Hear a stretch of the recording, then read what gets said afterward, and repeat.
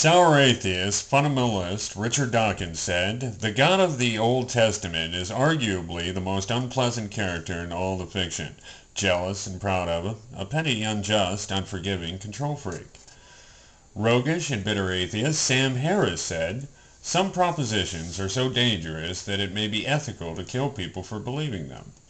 Harris said, "Words like God and Allah must go to the way of Apollo and Baal, or they will unmake our world." Michael Horton said, "As Calvin advised, public sins deserve public censure."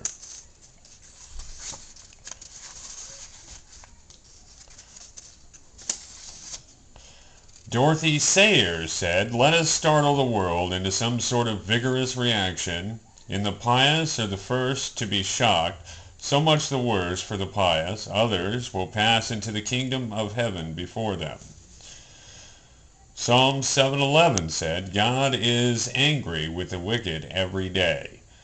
Psalms 2:5, "Then he, God, speaks to them in his anger. In his burning anger he terrifies them." In logic, the law of non-contradiction states in the words of Aristotle that one cannot say of something that it is and that it is not in the same respect at the same time.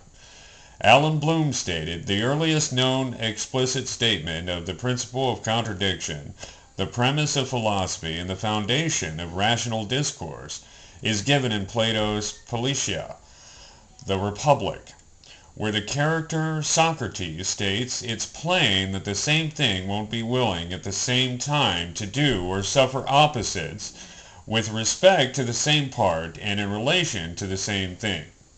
According to Aristotle and Thomas Aquinas, this is a fundamental principle of thought, which can only be successfully argued for by showing the opponents of the principle to be themselves committed to it.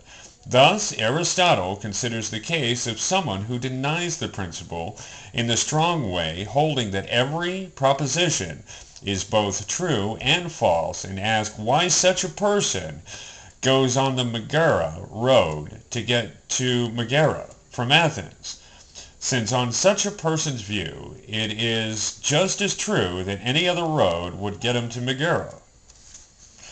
Not subject or susceptible to change or variation in form or quality or nature, chainless, unchanging, invariant, that which cannot change, always remaining the same, not mutable, changeless. God, logic, and the moral law are examples, for God is immutable.